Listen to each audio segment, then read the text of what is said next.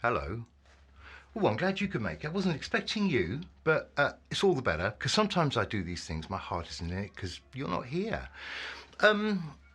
Today I'm going to talk about the first single to be released on a new set of singles that are going to be part of my fifth album, which I'm provisionally, it's no big secret, I'm provisionally calling the fifth album Five.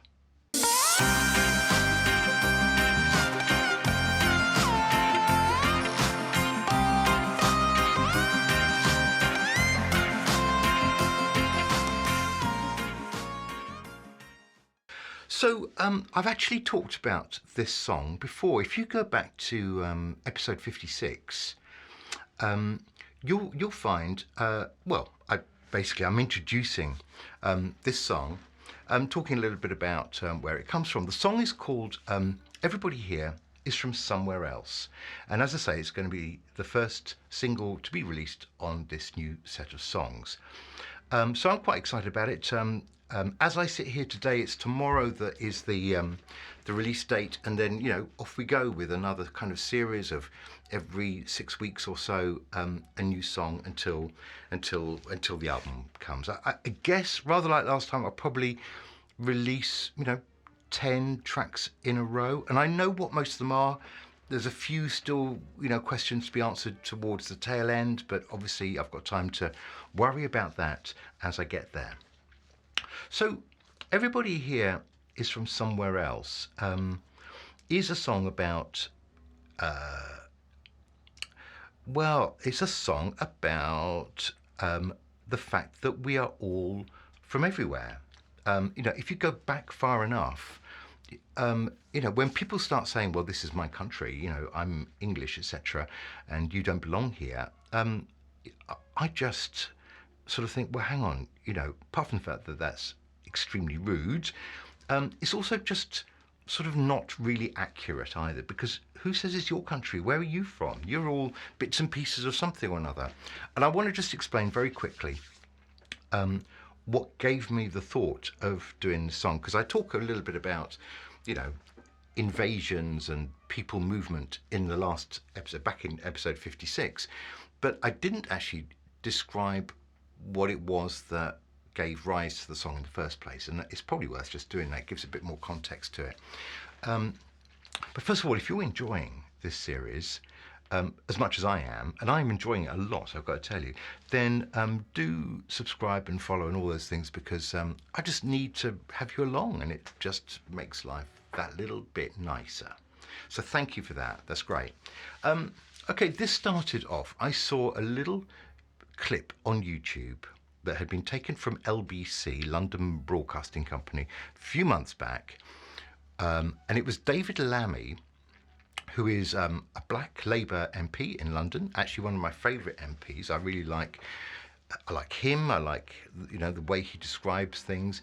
And he had a caller on LBC, a woman caller that day, and this is what was being shown on this little YouTube clip. And she was saying, basically, David, because you're black, you cannot ever really be British.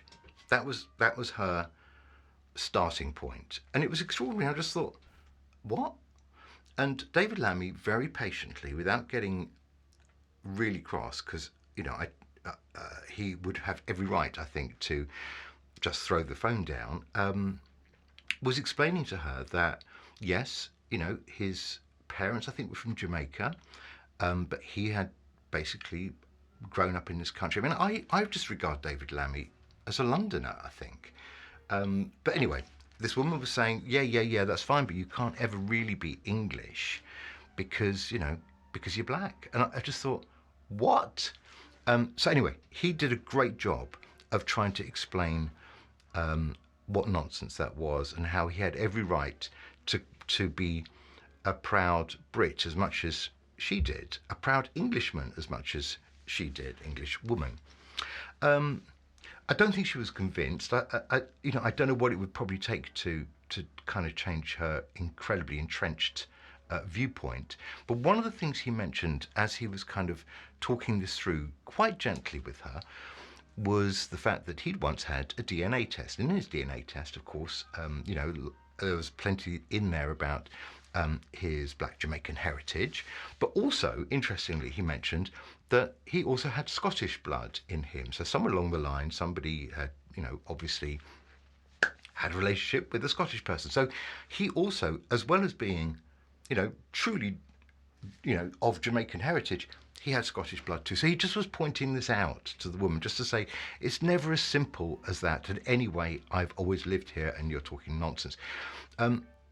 I don't know what she made of that, but it got me thinking about how interesting it was that actually, were we in that situation where everyone had a DNA test, a really accurate DNA test, I wonder what it would throw up and what would it do to all those nations of all those notions of nationhood and race and all the rest of it, because it would probably turn quite a lot of it upside down and make everything very confusing in a way that I think is probably quite good, because, sometimes we need to see the complexity of all this, and instead of the polarized, silly simplicity of a very prejudicial, entrenched argument.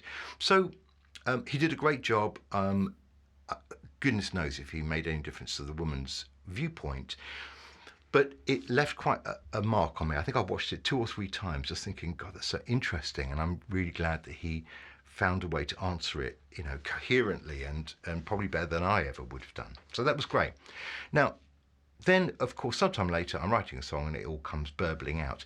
It's not one of those things where, by the way, where you have an idea and then you go running to the piano. I mean, it just comes out later. It goes into your head. You don't even think necessarily it's going into your head and it's going to come out later as a song. That process is just a sort of process that's natural. So it's not like a Hollywood film where something happens and then you run to the piano and you compose a hit.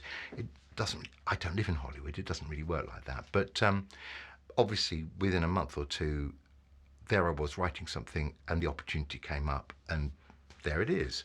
So, that is really where this song came from, and I just wanted to, point that out to you. And what I'm going to do now is simply leave you with the new video. So I'm going to give you the whole song, leave you the video right now, and hope that you enjoy, share, and play over and over again. Everyone here is from somewhere else, and as I say, the first of a whole batch of singles, and I know you're going to love them. So I'm going to leave it there. I'm going to love you and leave you, and I'll see you very soon with more songs from others. There will be more songs from all the little things I'm involved in. So Goldhawk Foxes, Rothman and Jacobs, and my own stuff. It's just going to keep coming over the months ahead. So stick with me. All right. Thank you very much. See you soon. Bye-bye.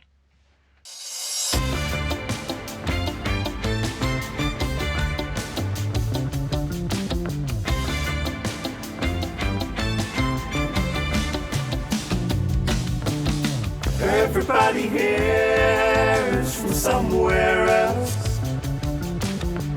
Nobody is really from here. So stop telling those lies. Stop spreading that fear. Everybody here is from somewhere else. It just depends on where you draw the line. Everybody's traveled here from somewhere. It's just a matter of time. And everyone's related to someone. Someone is related to you. We're just a little island floating in an ocean of blue.